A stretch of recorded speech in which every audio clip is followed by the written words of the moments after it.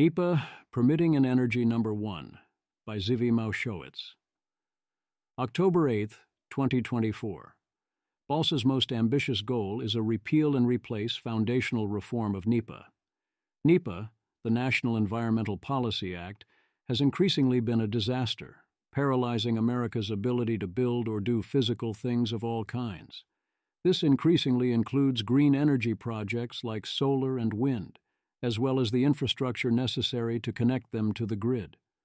The fundamental problem lies in the core design. A wise law would do a cost-benefit analysis and ask, is this project net helpful or harmful to the Earth, and does that consideration outweigh other economic and social benefits?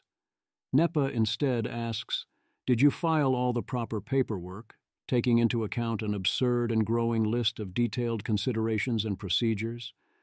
Can someone sue you, claiming you missed something or handled some detail inexactly, holding up your project indefinitely? Is there any tiny thing that should act as a veto point? And the courts continuously make it easier to halt a project and impose ever-expanding requirements on any attempt to do almost anything at all. No amount of benefit to the Earth under NEPA makes up for even the slightest bit of potential technical harm. So we sit back, and the planet boils. Current reform efforts can be helpful on the margin. Granting various categorical exceptions, statutes of limitations, and other restrictions on NEPA can in practice mitigate some of the damage.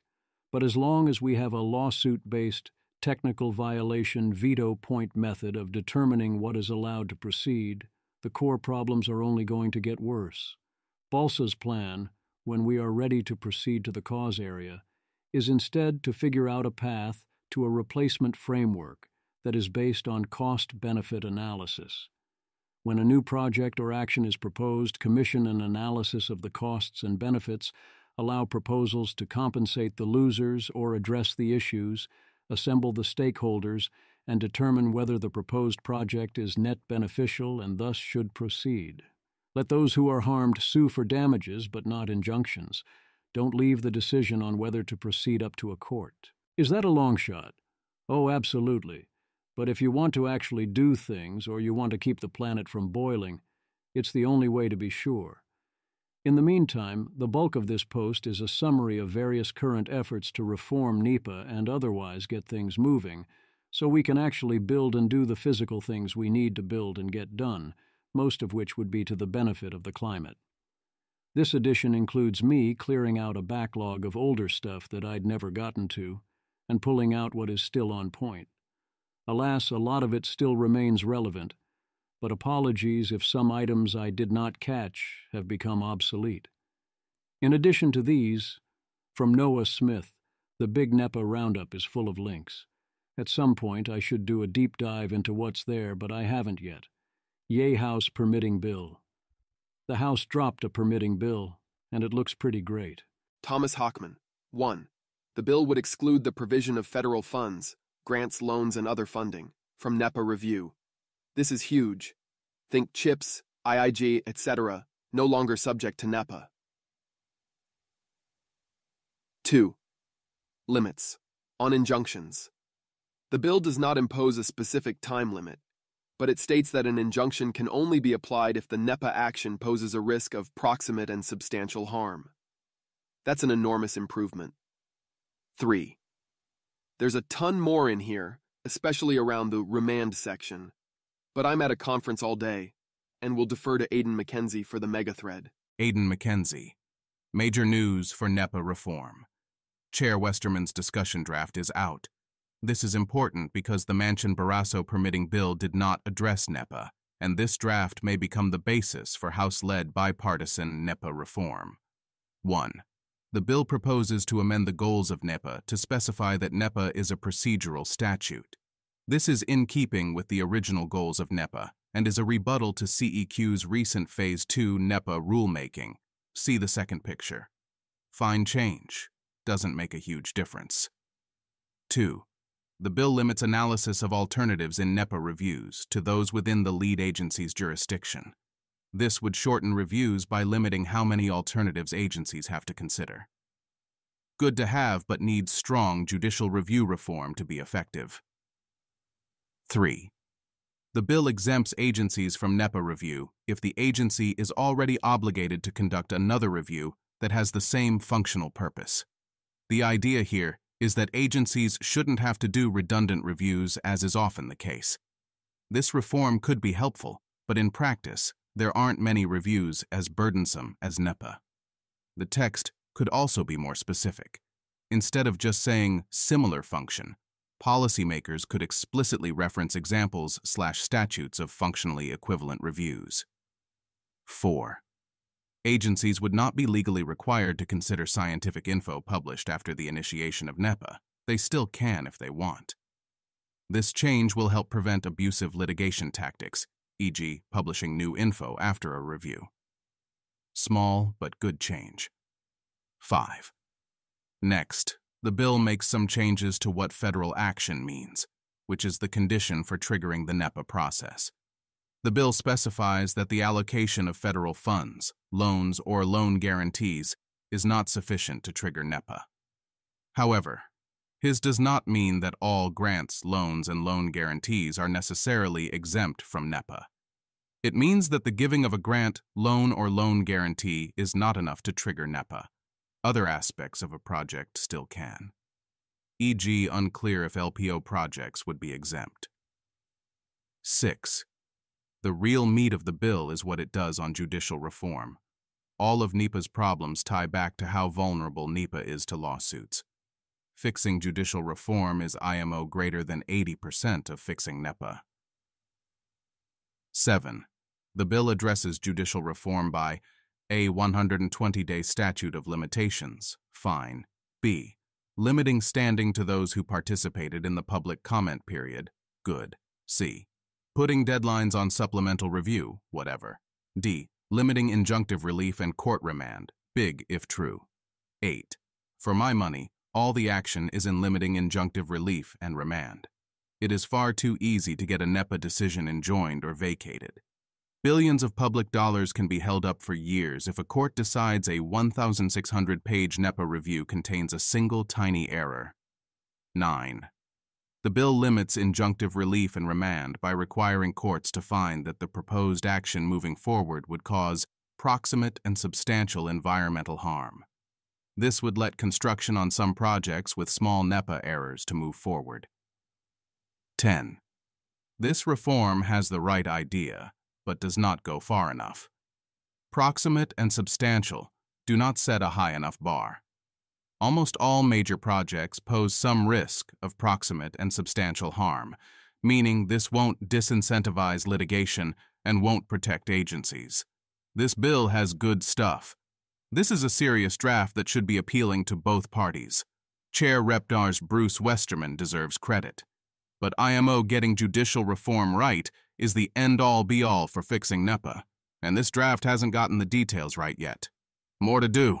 That all indeed sounds like marginal improvements that will help on the margin, but that will at best dent the problem. The core issue is the central design of NEPA, and without judicial reform or a full reimagining of the mechanisms, we're out of luck. Yea, all permitting reform. The NEPA reform for CHIPS bill passes the House on September 23, 2024 by 257 to 125, and has already passed the Senate, and Biden says he'll sign it, so presumably it will soon be law. Law was proposed back in 2023. It has a lot of helpful targeted reforms in it, so it's very good, but it also highlights the need for a more general fix. The week of September 23rd certainly was quite a permitting reform week. Alex Stapp. Insane week for permitting reform. Really feels like we've reached a tipping point. 1. NEPA exemption for chip fabs passed Congress. 2. NEPA reform for wildfire prevention passed House. 3. NEPA CATEX for geothermal passed House. 4. And now Harris calls for permitting reform. It's great that we're making progress on all those bills and calling for reform.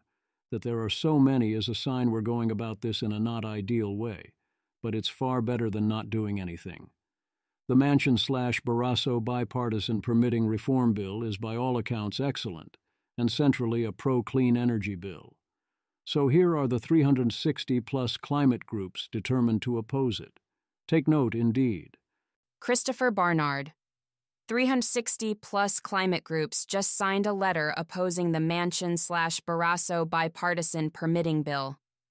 We have the opportunity to pass one of the most consequential pro-clean energy bills in American history. And these crazies are trying to kill it. Here they are. Take note. New Liberals. This is a letter of endorsement. Tim Walz appears to be a permitting reform champion at the state level, signing permitting reform that will cut overall project approval time by 50%. That's huge. And he's talking the talk as well. And he pushed to lift the ban on nuclear power, although no luck yet, and is throwing his weight behind a study to build new reactors.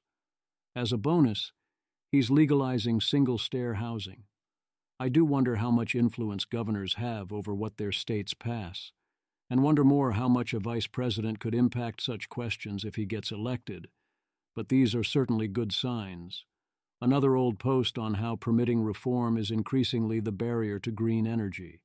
For some mysterious reason, perhaps some esoteric regulatory issue, the clean energy investment boom only goes to red districts.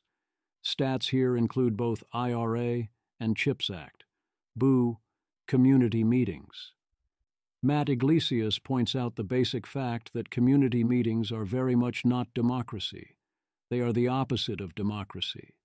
What the majority of the people want, or what the key stakeholders want, does not determine outcomes. Various veto points and lawsuits do. Like NEPA, they have no actual standards and instead are procedural fetishes. Is it good that there are forms and ways for regular citizens to stand up and have their voices heard? Of course, but what we do with that in practice has become absurd. As Iglesias suggests, the solution is to have elections, which we use to choose officials. Financial Times. Republican congressional districts have secured far more investment. Cumulative total of announced projects by district partisanship since August 2022. Republican, approximately $180 billion. Democratic, approximately $20 billion.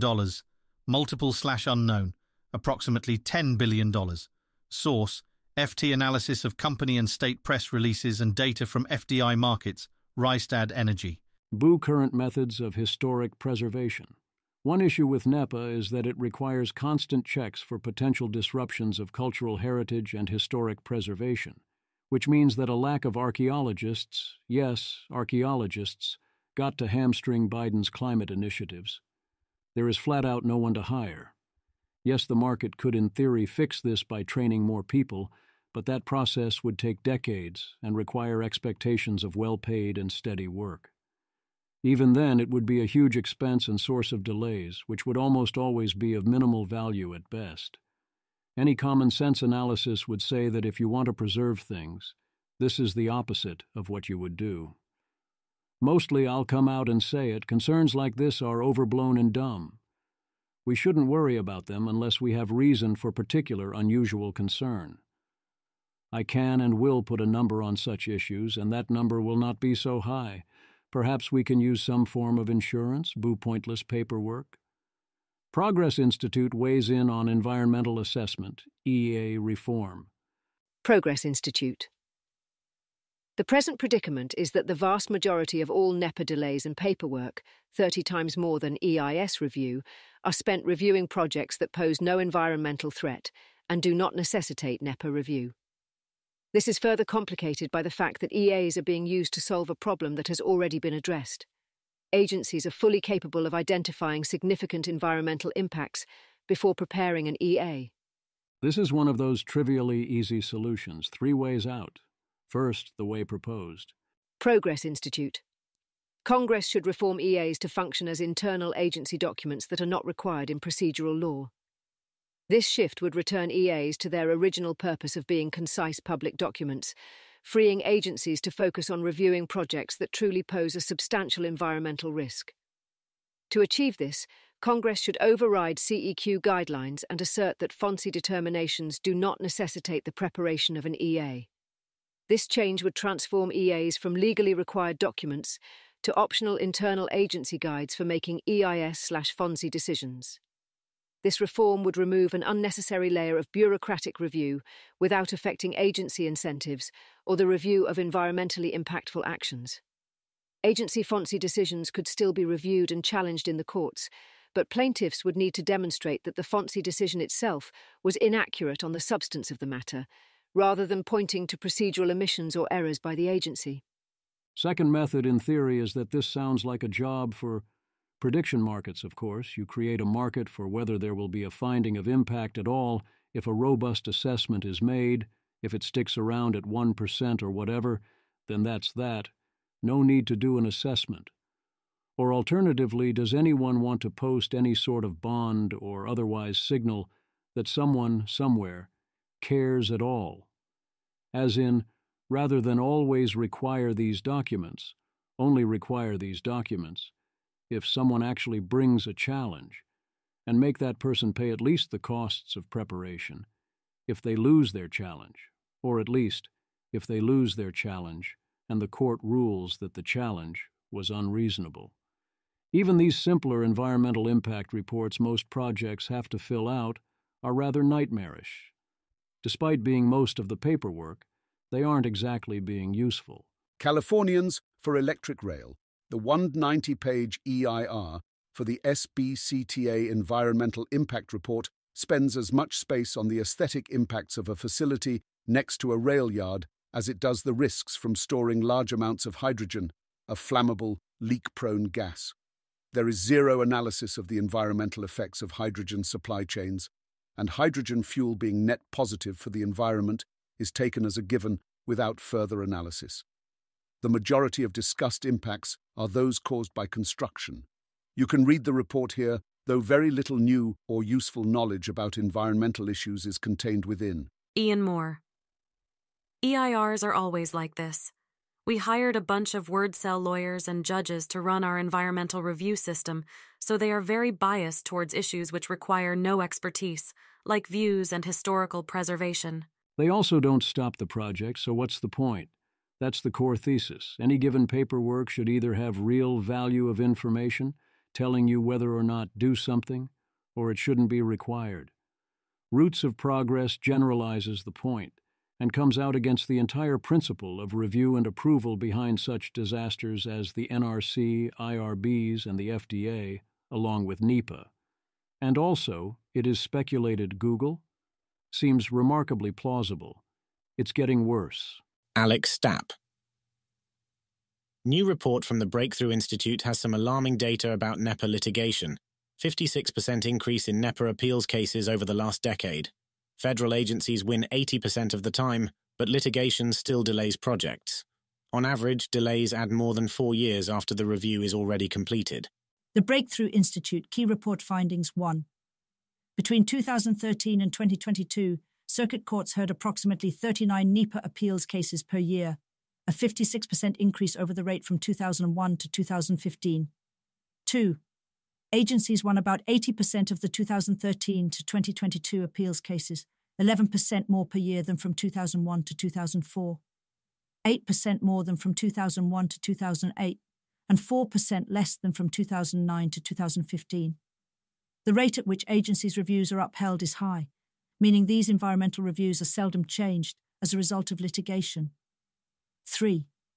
On average, 4.2 years elapsed between publication of an environmental impact statement or environmental assessment and conclusion of the corresponding legal challenge at the appellate level. Of these appealed cases, 84% were closed less than 6 years after the contested permit was published, and 39% were closed in less than 3. 4.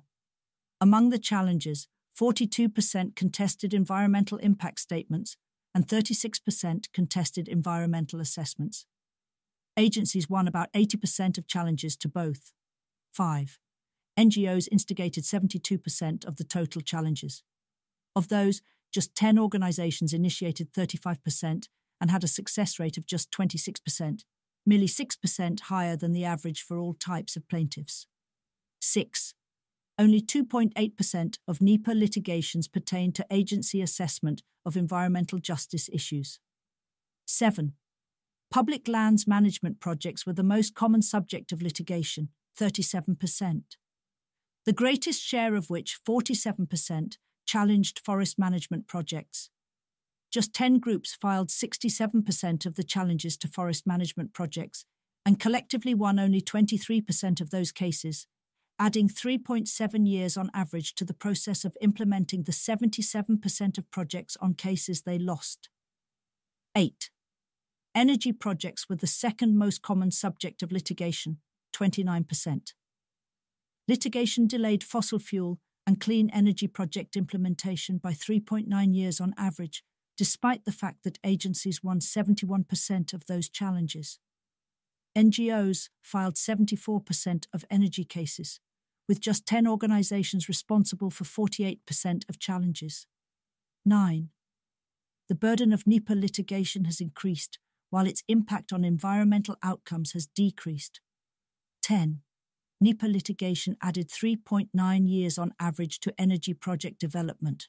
One can separate the issue into the 4.2 years of time versus the chance there will actually be a challenge upheld, sometimes even for good reasons.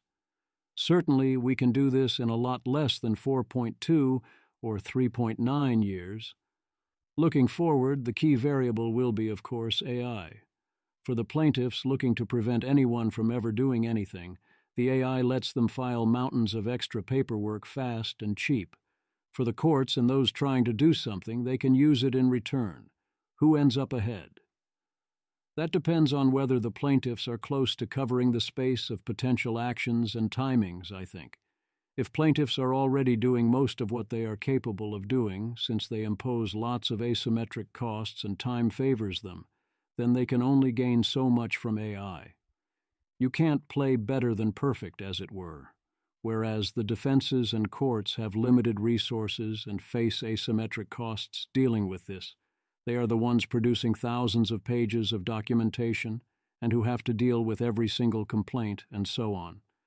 So that suggests they are favored. A concern on that is that the plaintiffs often rely on the pounce on the one mistake strategy. There was one public comment you didn't respond to properly. Let's hold the project. Generative AI will make mistakes, but then so will people. If you are wise, you can do various error checks by AIs and also humans, and should be able to get a much reduced error rate while also gaining speed. So overall, I think I'm optimistic if everyone involved were to use AI properly. The worry is, will courts be able to keep up, or will they be unable to properly use their own AIs and thus become drowned in paperwork? Even if they do get there eventually, how unevenly distributed will that future be? How many years' delay might be involved? You can download the full breakthrough report directly here. Consider the alternative. Alex Stapp. California's environmental regulations make it nearly impossible to build clean energy infrastructure.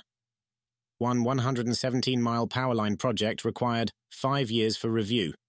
An 11,000-page impact report evaluating more than 100 project alternatives. 70 permits issued by more than 24 state agencies. Every part of this is, of course, absurd. I would focus this time on the need for alternatives. This is the very definition of letting the perfect be the enemy of the good. Under no circumstances should anyone ever have to prove there are no superior alternatives, and until then do nothing. You should, of course, compare to no project. What other alternatives should be considered? I would say whichever one someone is willing to pay for you to consider. The current rule of all reasonable alternatives is a recipe for obvious nonsense, so yeah, you apply for a project and note the alternatives you intend to consider. Anyone can suggest an additional alternative and pay a fee for it to be considered within a fixed time window. Then you have to consider exactly those alternatives, or justify why you are excluding them, and perhaps reasonable combinations thereof, and that is it. Perhaps if your alternative is selected, you win a bounty to reward good alternatives. That way you don't have anyone retroactively say, "What about this other alternative?" or otherwise stall the project on that basis. Yay, nuclear power. As I hope we all know, nuclear power is safe, reliable, clean, green energy. It often is expensive, but that is mostly because regulations impose absurd requirements and costs upon it, and the resulting lack of practical experience and moving down the learning curves. Nuclear waste is a trivial concern compared to the air pollution associated with traditional power plants, which kills people on the regular. We should be embracing nuclear power as much as possible, and most of those opposed to it essentially want humanity to perish, or have been fooled by those who want that, or by the vibes around the term nuclear. Josh Shapiro asks that 3 Mile Island be fast-tracked so it can be turned back on without waiting the usual years for a regulatory queue. Otherwise, paperwork processing delays will keep it offline at least 4 additional years. Great move by Shapiro, but also perhaps we should fix this more generally. The 3 Mile Island is being restarted exclusively to sell the energy to Microsoft, who has agreed to invest $1.6 billion and then pay $16 billion over 20 years. Inside paper. U.S. nuclear plant. 3 Mile Island, the site of the worst nuclear accident in American history, is to restart operations in a deal to sell power to Microsoft. Community note. Readers added context they thought people might want to know. The U.S. has seen several nuclear accidents with fatalities and local contamination. Most were radiation leaks at hospitals or nuclear research facilities. 3 Mile Island had 0 deaths or lasting local contamination. Alex Krauss. Lowell, wait, what? It's not even the actual meltdown site? It's been providing power up until 2019. Lulu Cheng Messervey. The nuclear fear-mongering would have us forget that the 3 Mile Island accident caused 0 deaths, 0 injuries, and no known health effects. Headways matter. Every time they say, worst nuclear accident in American history, they should add, comparable to the 47th worst industrial accident in Guangdong Province in Sept 2024, month to date. You don't hate the media enough. Bad instrumentation and a failure to directly measure and display important parameters, combined with some fairly elementary errors, led operators to acquire a faulty understanding of plant state, which caused billions in facility damage and 0 deaths. This isn't an excuse. It's bad when safety-critical systems don't exhibit resilience as to human error and single-point instrument malfunction. And everyone knows this was bad, so it was fixed. How 101 level was the error? Well, when there was the equivalent of a shift change and a new person walked into the control room, the instant reaction was along the lines of "WTAF are you doing?" and proper steps were immediately taken. So, among many other changes, there are now people whose specific role in the event of a non-normal situation is to not be directly involved in manipulating controls and reacting/responding. Meanwhile, remember, from December 2023, Andrew Curran. Microsoft is training a custom, narrow-focus LLM specifically on the regulatory process for small nuclear plants. They need to build SMRs to power Bing's brain. MS expects the LLM to eliminate 90% of the costs and human hours involved. The reason they are doing this is getting a small modular reactor design successfully approved by the NRC currently takes about $500 million, a 12,000-page application, and 2 million pages of support materials. Jason Crawford.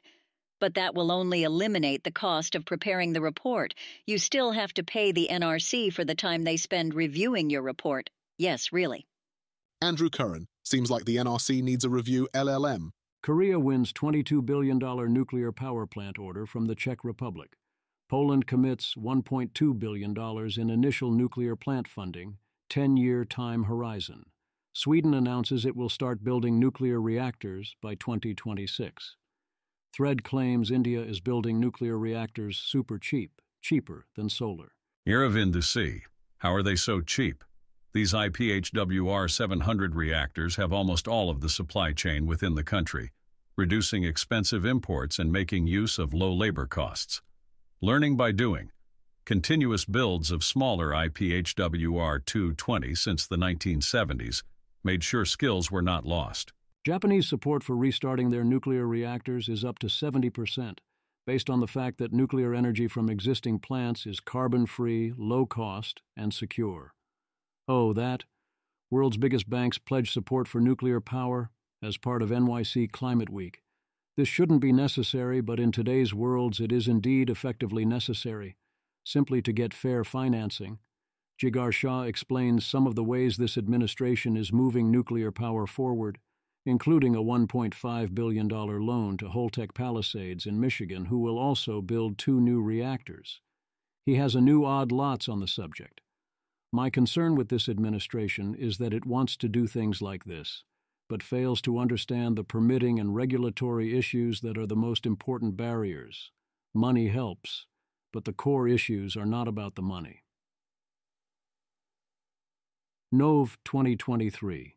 Democrats now in favor of nuclear power. It's only gotten better since then.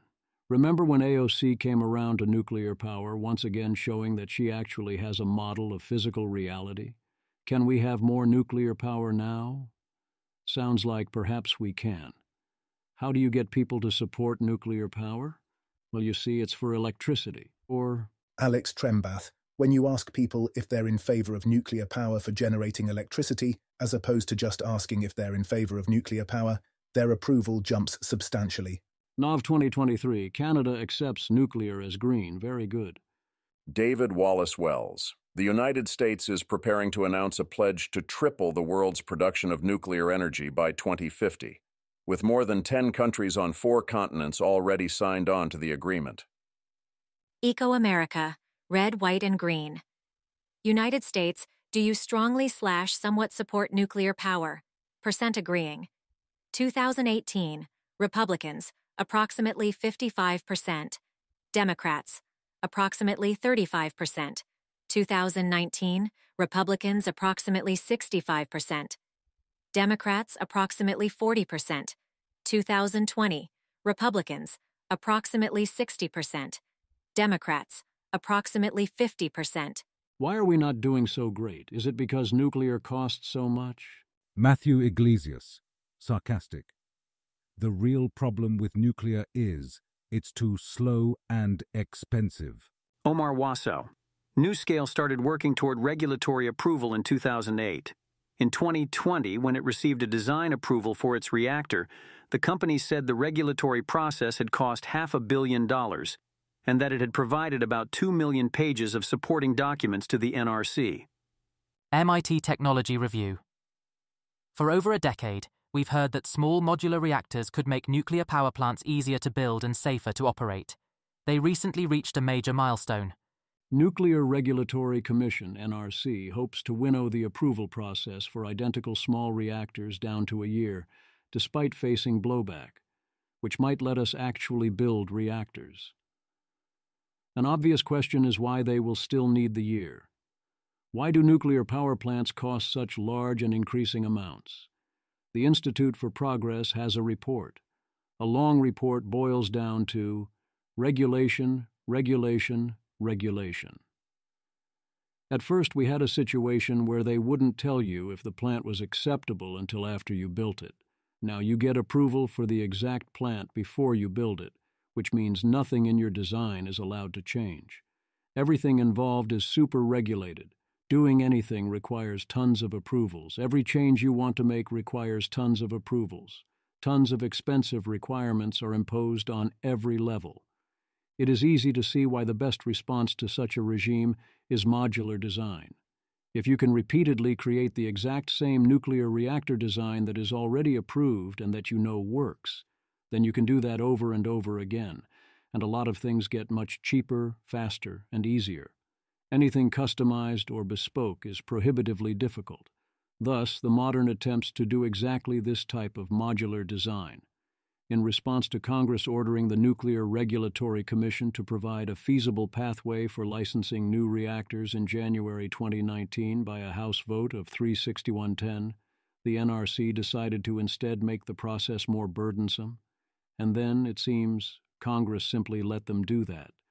Matt Iglesias slightly contra Noah Smith on nuclear power, where Noah Smith thinks nuclear is great, but it's basically not going to matter much going forward, so we should focus elsewhere on solar and wind and such, whereas Matt, I think correctly, advocates pushing hard for NRC reform and pushing ahead with nuclear as well. Alas, Taiwan continues to work to shut down its nuclear power plants, with the only replacement being imported fossil fuels, potentially endangering the world's chip manufacturing. As Noah Smith put it, this is not what a nation trying to continue to exist would do in this spot. Yay, solar and wind power.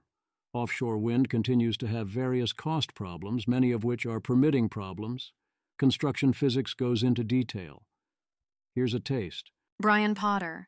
BOEM also delayed the licensing of the now under construction Vineyard Wind project to perform a supplemental EIS that looked at the potential cumulative impacts from subsequent offshore wind projects. This action is obvious nonsense. You can review the effect of future projects while constructing the current project.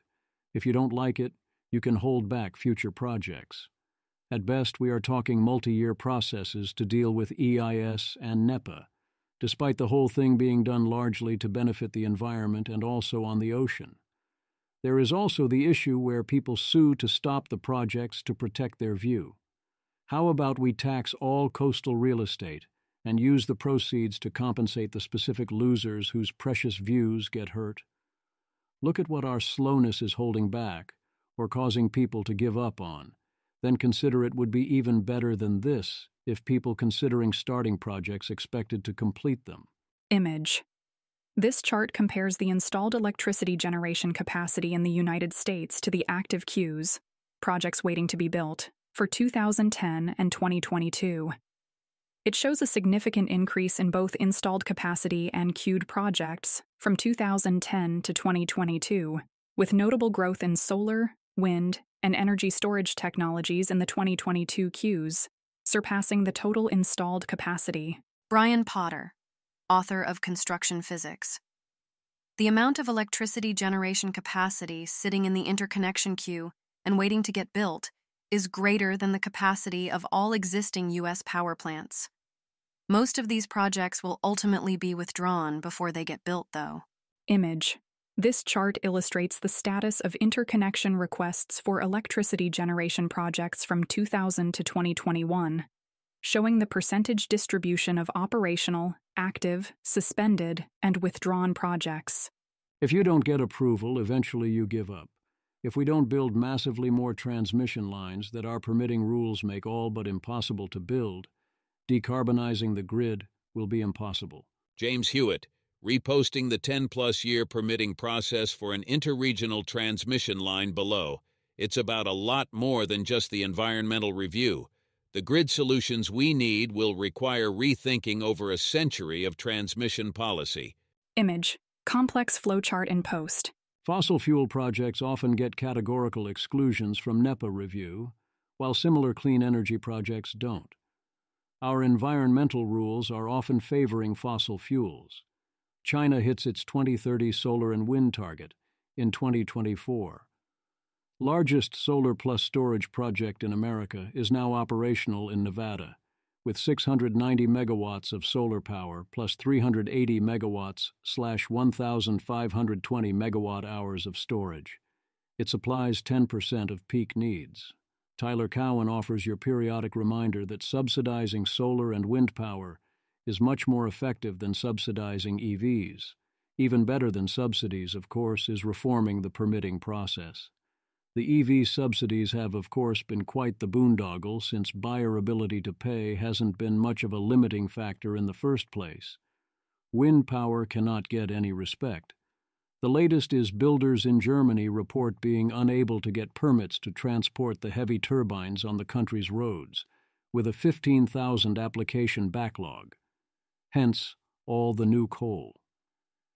In Maine, Governor points out that proposed legislation to ensure union capture of jobs building offshore wind would cripple production of offshore wind, not because of the higher price, but because there literally aren't enough union workers to do the jobs. Unions could solve such problems by growing the unions in question to demand, except that is not why individual unions exist, so they do not do this. It is one thing to require union labor despite increased costs. It is another if unions can't fill demand at any price. Noah Smith reminds us that no, NEPA really is a problem for clean energy, and that this will become much more important in the future, risking an invisible graveyard of clean energy infrastructure, which is an excellent and highly accurate description. Image. This chart displays the status of U.S. offshore wind energy capacity in megawatts.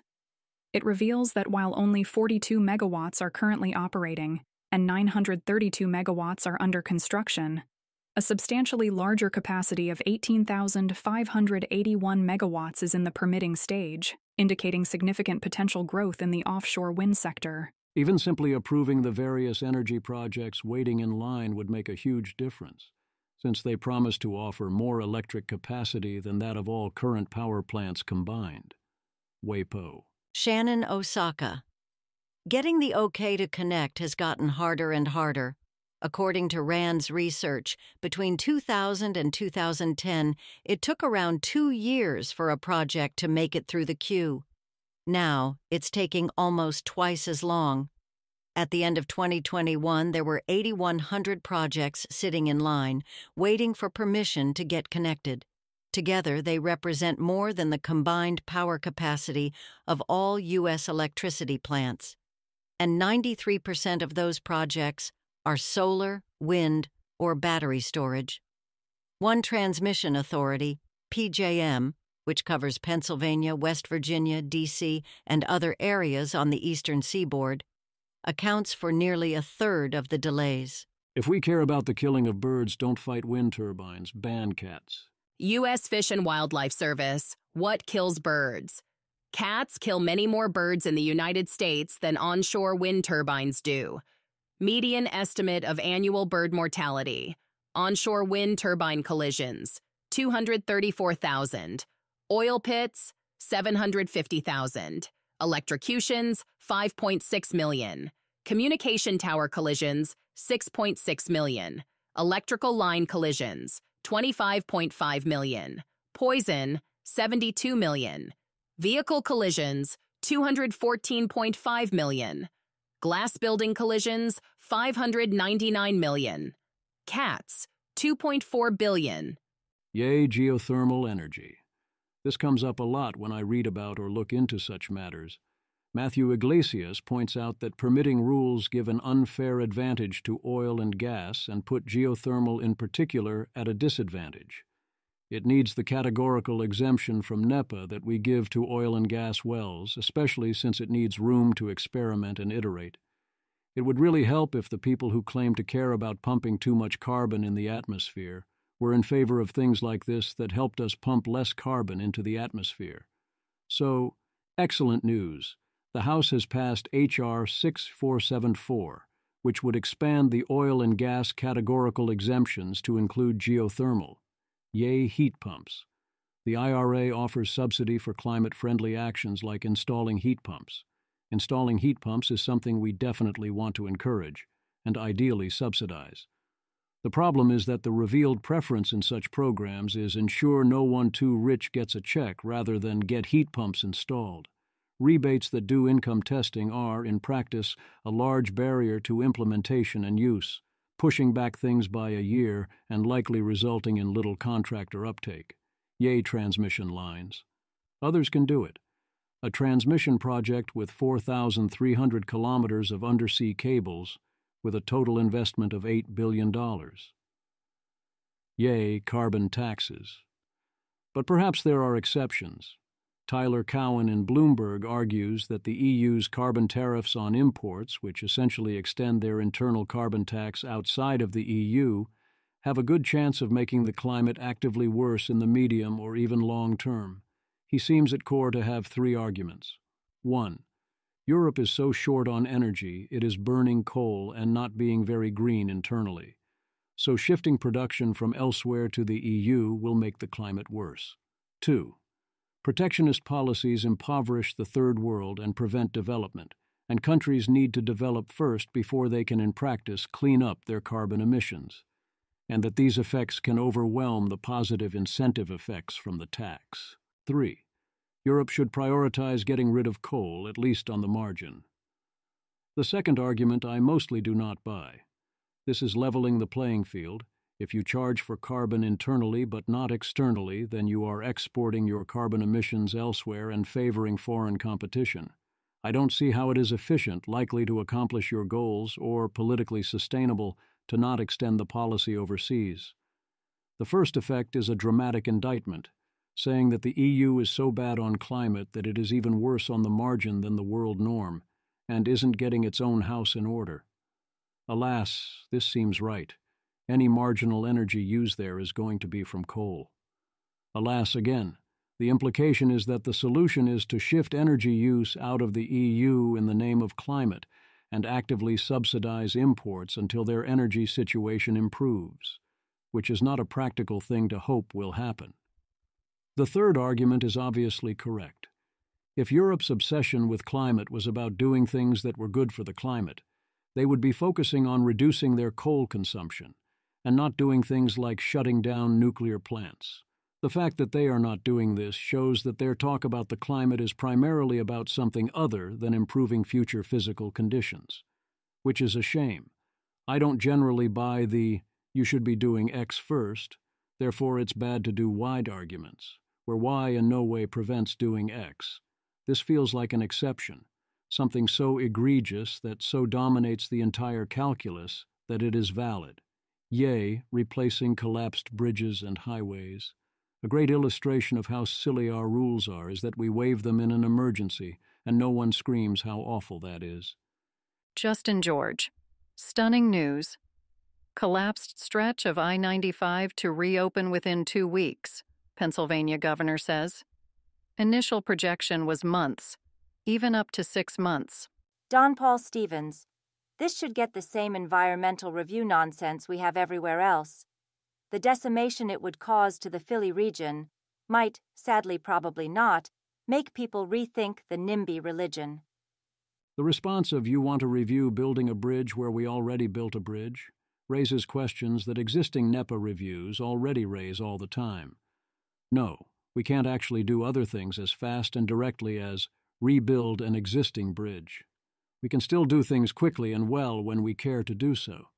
Alex Trembath. It took 19 years to complete the bus rapid transit lane on Van Ness Avenue in San Francisco. Alex Stapp. The highway overpass collapsed just 9 days ago. Policy is a choice. Governor Josh Shapiro. Based on the tremendous progress these crews made over the weekend, I can now say we will have I-95 back open this weekend. We have worked around the clock to get this done, and we've completed each phase safely and ahead of schedule. Nate Silver. This has been a significant event for calling out misaligned incentives and sometimes outright corruption in U.S. public works projects. They can happen much faster. Media and voters should hold decision-makers to account for expensive and slow taxpayer projects. Andrea E. Not to mention competition with a certain GOP governor now running for president who managed to repair a bridge very quickly. This is obviously a bridge rebuilding competition. Seriously, we can repair a collapsed bridge in 2 weeks with no warning or preparation time. We don't want to move that fast in general. That would involve extra costs. But we can totally do the things we need to do. Also, I love the idea of a bridge rebuilding competition. That's exactly how you make America great. You compete with the other side to quickly create valuable public goods. How about a new bridge building competition next? Or subway construction? Joel Wertheimer, America. If we had as much willingness, lack of obstacles / NEPA, etc., to build electric lines, clean energy, mass transit, and housing as we do to rebuild highways that have collapsed. Standard procedure. A standard proposal for NEPA are time and page limits. Periodically, those with experience warn such limits won't work. Here is the latest. Thomas Hoshman. Time and page limits for NEPA are useless. The devil's in the details. Time limits. The start date for EISs is the Notice of Intent, NOI. So NEPA practitioners now just do the majority of their work before officially announcing it. The real timeline doesn't change. Page limits. The page limit does not include appendices. So, as you might expect, the average length of appendices has shot up since page limits were introduced. To quote one NEPA practitioner, it's a shell game. Finally, there's no hammer to enforce NEPA timelines. The Clean Air Act's statutory time limit for EPA review is consistently missed. Similarly, Agencies that miss NEPA timelines face no repercussions. Very little incentive to stop the inevitable drift. The time it takes to complete NEPA is the time it takes to complete NEPA. If you want to fix that, you need to fix the law. Everything else is window dressing. You could impose such limits usefully if you did it correctly, but you have to do it in a way the courts will allow, and that ensures the time limits are meaningful and bind, and that everything still gets done, and so on. Or you can fix the damn law rather than trying to patch it. I do still think time limits on challenges or other hostile actors should do some work. Yay? Loopholes. Good news, there is one way to sometimes get around NEPA, via NEPA assignment, that allows states to self-assess projects. Can we expand this to all states and all reviews? The project the Post says is terrible is a road expansion, with the objection being that if they grow the road, then the area around it might grow and people might more often use the road. The road might be useful. Seriously, that's the objection. Also, there's CEQA. New Mexico passed a state-level NEPA in 1971. One lawsuit later, they realized their mistake and repealed it. New Mexico remains the third least polluted state in the nation. It's not too late for your state to admit its mistake. What they took from us. Aidan McKenzie reports on the real costs of NEPA, especially for green energy. Here is his summary thread. Aidan McKenzie. NEPA gets headlines for pages and years of delay, but the law's biggest costs are the uncertainty it creates for developers and its downstream harms on state capacity. NEPA's harm to clean energy is backed up in the data. From 2010 to 2018, 60% of energy environmental impact statements, EISs, were for clean energy projects, while only 24% were for fossil fuel projects. 62% of ongoing energy EISs are for clean energy projects, and only 16% are for fossil fuels. Clean energy is at a fundamental disadvantage in the NEPA process. Most fossil fuel projects are low footprint and receive streamlined EAs or categorical exclusions. But large, utility-scale clean energy projects are much more likely to need EIS review. Some have pointed out that few utility-scale wind and solar projects require review under NEPA. However, this is a selection effect that actually shows NEPA's high cost. Developers find project locations away from federal lands in order to avoid going through NEPA review. Clean energy proponents should welcome technology-neutral permitting reform that reduces NEPA litigation. Clean energy is disadvantaged in the NEPA process compared to fossil fuels. NEPA's tax on building new things will naturally harm the side that has more to build. The clean energy transition will require an enormous amount of new infrastructure. If we are serious about hitting our climate targets, small improvements won't cut it.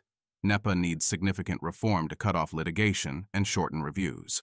Reforming litigation is the only way to let agencies write shorter, more efficient reviews.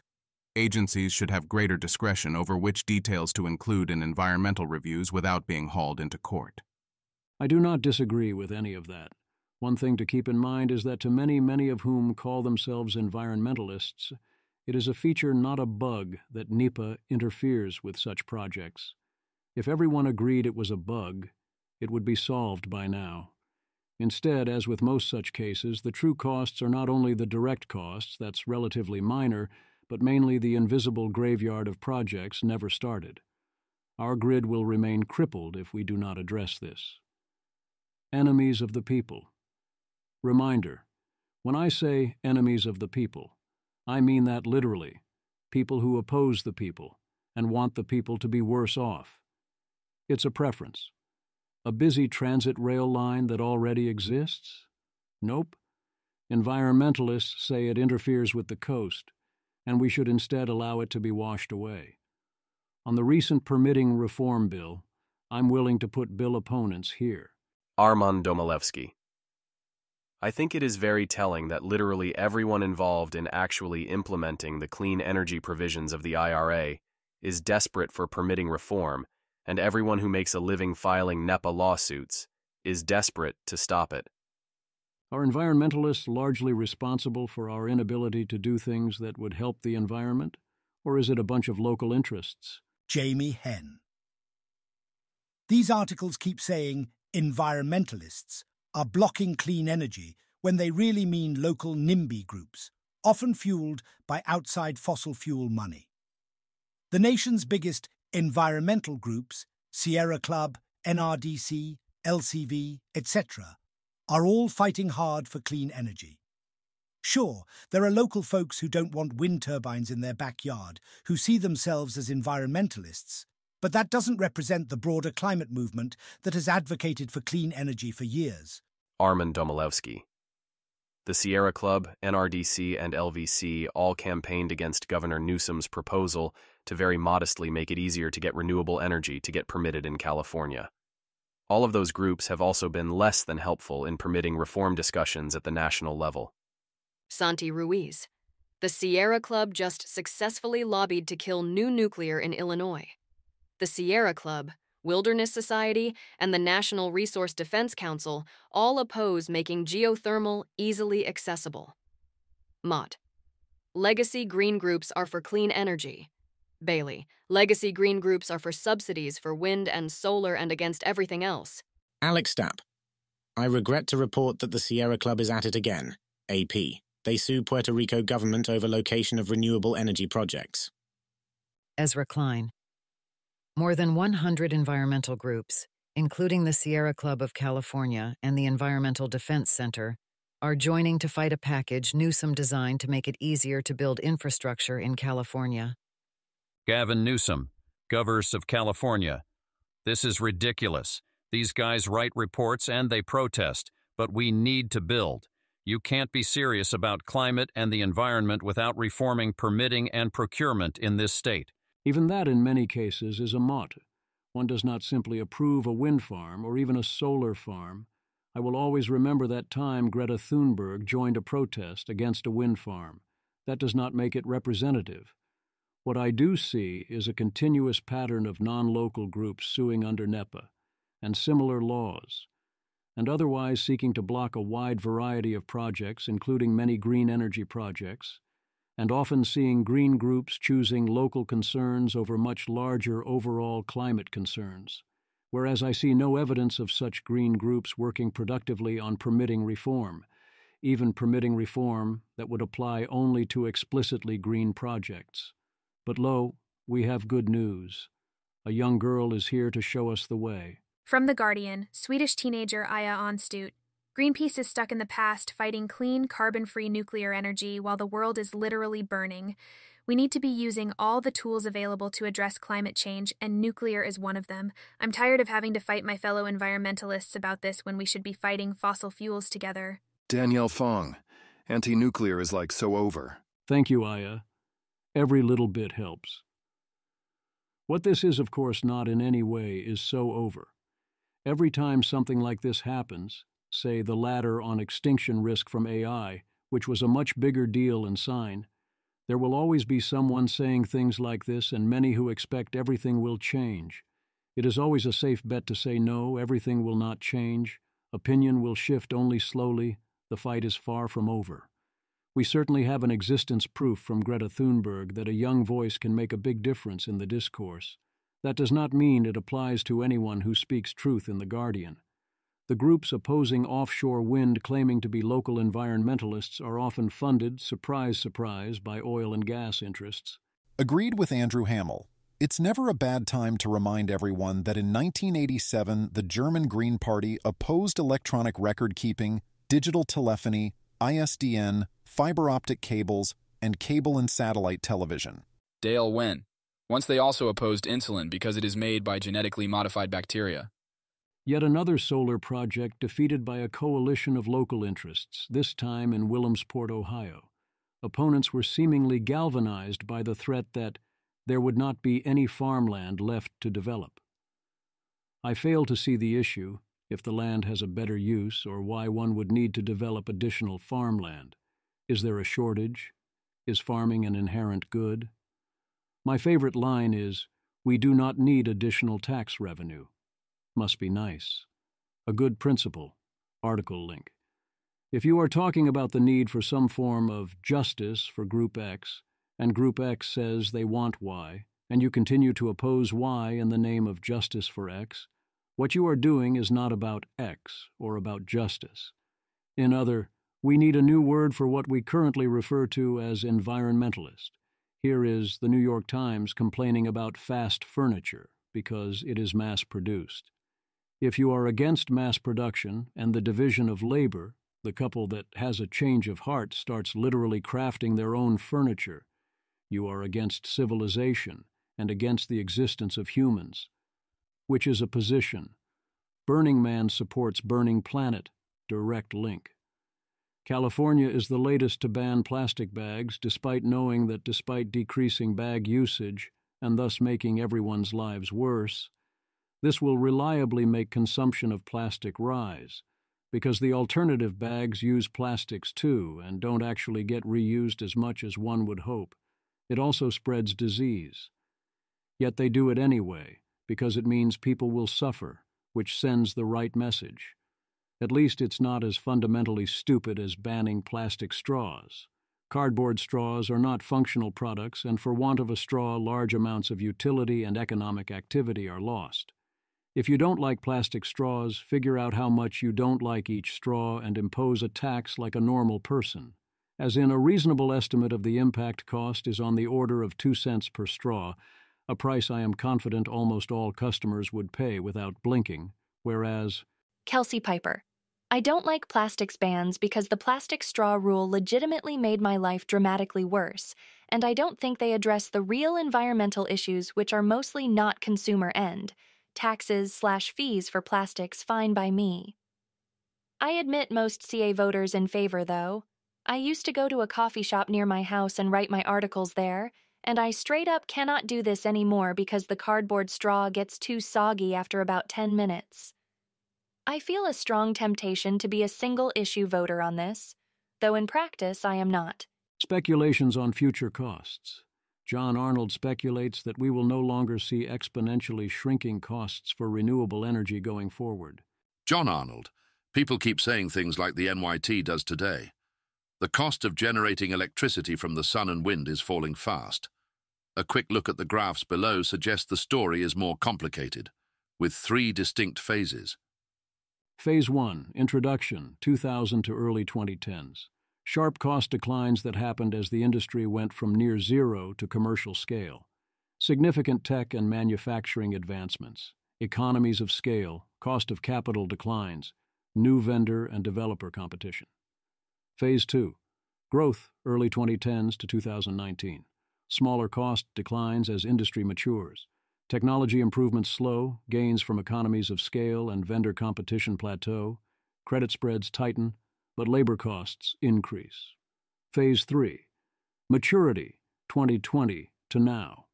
Costs increase as the deflationary aspects either plateau or have become a small percentage of total costs.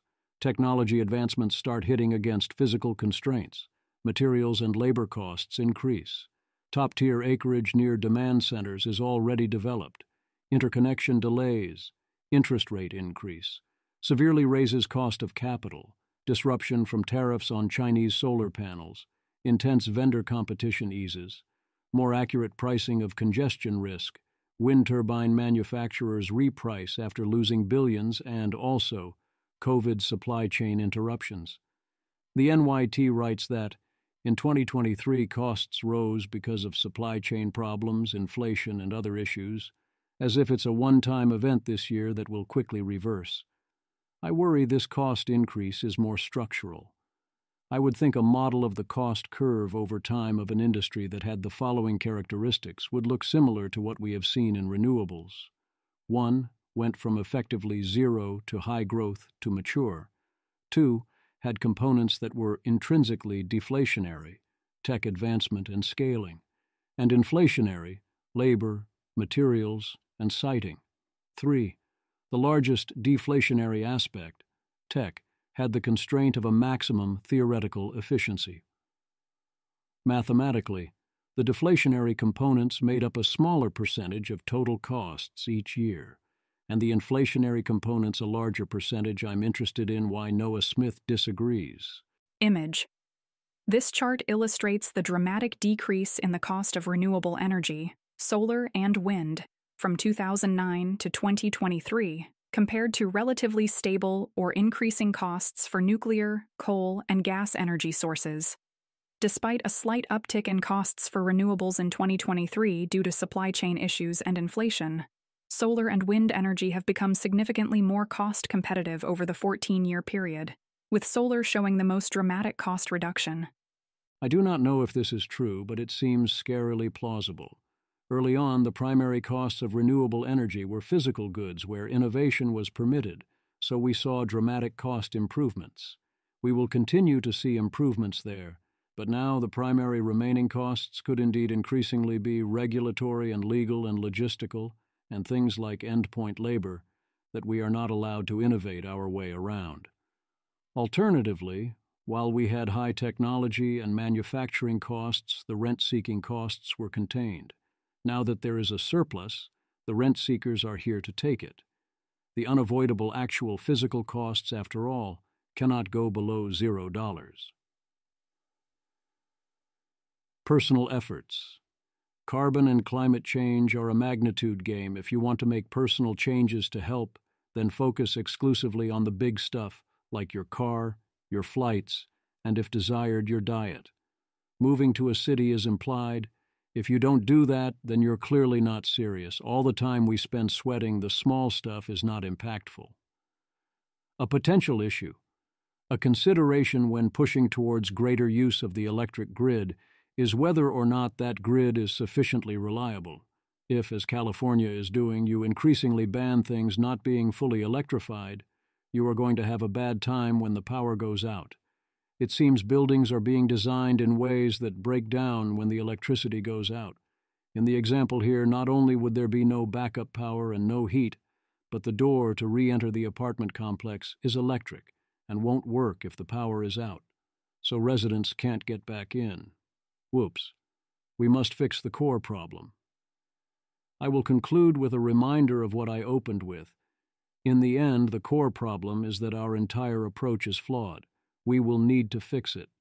As Alex Stapp points out, if you want to reform NEPA, either you get rid of or reform the principle of judicial review where anyone who wants can sue over any little thing and hold things up indefinitely, or you're not going to be helping much. He asked for a judicial shot clock.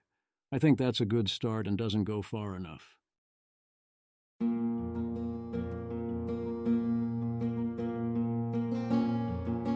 This has been an episode of the Don't Worry About the Vase podcast. If you enjoyed this podcast, please visit thezv.substack.com to support the author. If you enjoy having AI-narrated episodes, please note this is a listener-supported podcast. To receive new posts and support the cost of creation, consider becoming a subscriber at dwatvpodcast.substack.com. Thanks for listening.